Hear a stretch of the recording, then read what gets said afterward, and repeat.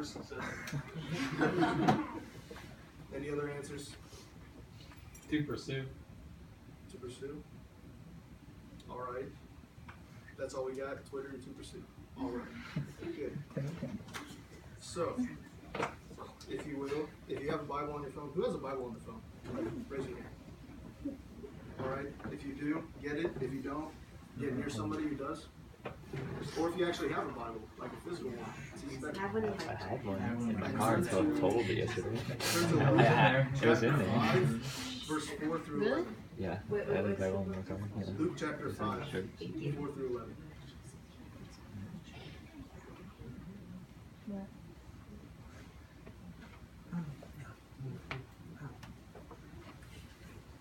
Mom, you want to read it? Yes. 4 through 11. And when he had finished speaking, he said to Simon, "Put out into the deep and let your nets be for a catch." And Simon answered, "Master, we toiled all night and took nothing, but at your word I will let down the nets." And when they had done this, they enclosed a large number of fish, and their nets were breaking. They signaled to their partners in the other boat to come over and help. And they came and filled the boats, so that they began to sink. But when Simon Peter saw it, he fell down at Jesus' knees, saying, "Depart from me, for I am a sinful man, O Lord." For he and all who were with him, astonished at the catch that they had taken. And so also were James and John, sons of Zebedee, who were partners with Simon. And Jesus said to Simon, "Do not be afraid, from now on you will be catching men." And when they had brought their boats to land, they left everything and followed him. Alright, and if somebody else will turn to the same chapter, verse 27 through 28, 22 verses. What chapter? Chapter 5. Slower than a book. I thought you said 4. So did I. Read. After this, Jesus went out and saw a tax collector by the name of Levi sitting at his tax booth. "Follow me," Jesus said to him, and Levi got up, left everything, and followed him. Alright, given these two different sections, what do you think the word follow means? What did Jesus mean when he said, "Follow me"? Give your everything to him. So leave everything behind and just give everything to him. And what was significant about the first section we read? About how they were fishermen. That's all they knew how to do. What did they do at the end of the section? They abandoned what they thought and knew now, and they just trusted God, so Jesus to lead them to something better. Yes. Good job. Alright, so now, so when Jesus says follow me, he means like it's all or nothing. So either follow me or don't. It's not just follow me some or follow me. You know, you can still continue what you're doing and kind of just like, you can follow me on Twitter. If you're not really on Twitter all the time, you know, following them. So now turn to John chapter 6, and if I can get somebody to read verses 66 through 69.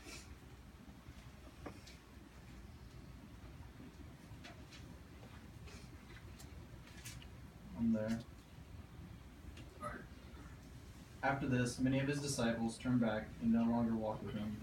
So Jesus said to the 12, "Do you want to go away as well?" Simon Peter answered him, "Lord, to whom shall we go?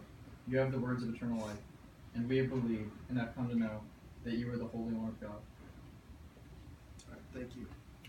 So, just a note, this is after Jesus fed around 15,000 people. It's labeled that he fed 5,000, but in each book, each gospel that's mentioned, it says 5,000 men, you know, besides the women and children. So it's estimated about 15,000 people. And so, why did all those people leave? And what does this tell you about the difficulty of following Jesus? Anybody just blurt it out? They were just there for a meal and a message. Like, they didn't want to give up their lives to follow him. So it's pretty difficult, right? 15,000 people. Only 12 left.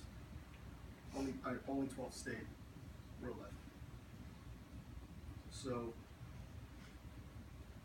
who or what else would you follow if you don't? Wait, maybe. Yeah, sorry.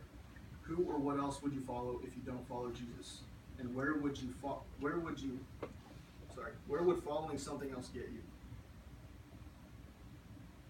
A lot of people like follow money and like do anything to obtain it, and that might get you in very sticky situations with the law. Yeah, anything you like. And just using logic, you can say that money isn't even like something you can end to get, like if your life goal is to get money. Well, money doesn't have any value unless you buy something with it. It's just a number. So it isn't even the end means. But everything else that you buy with it doesn't even last. I mean, what are you going to die with? So, any other comments on that section? Does anybody, something stood out?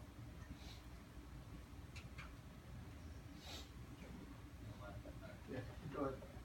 Sorry, I'm shaking. So I always had this problem about following God.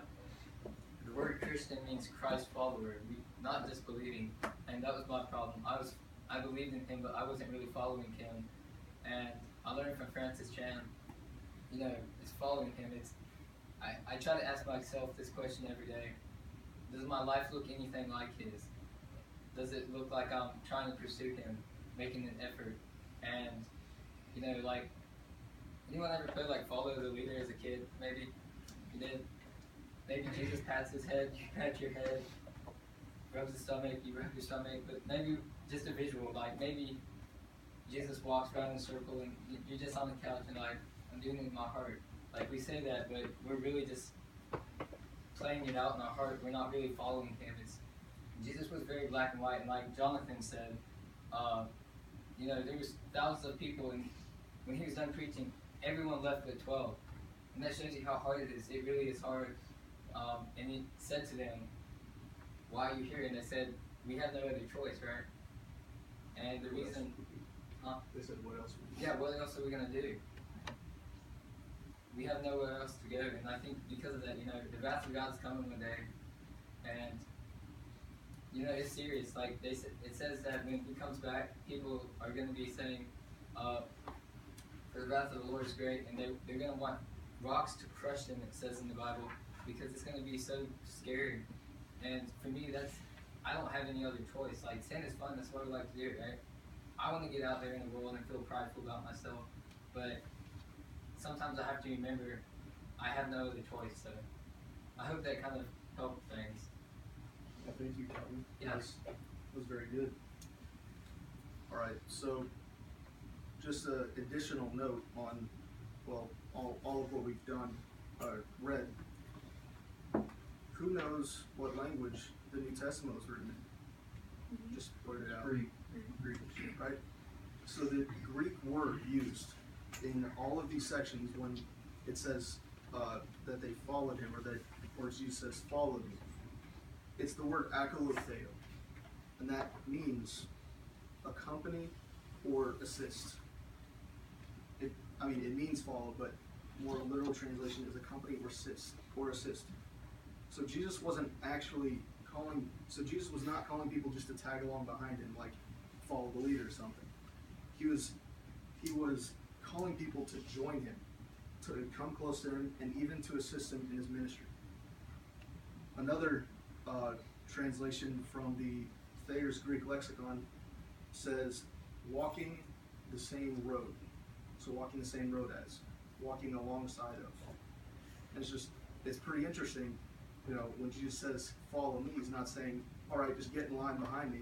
He's saying, come here, come right next to me, stand by me, and follow me. Also, just one more note, akolutheo, that word for follow, is found 93 times in 88 verses in the New Testament.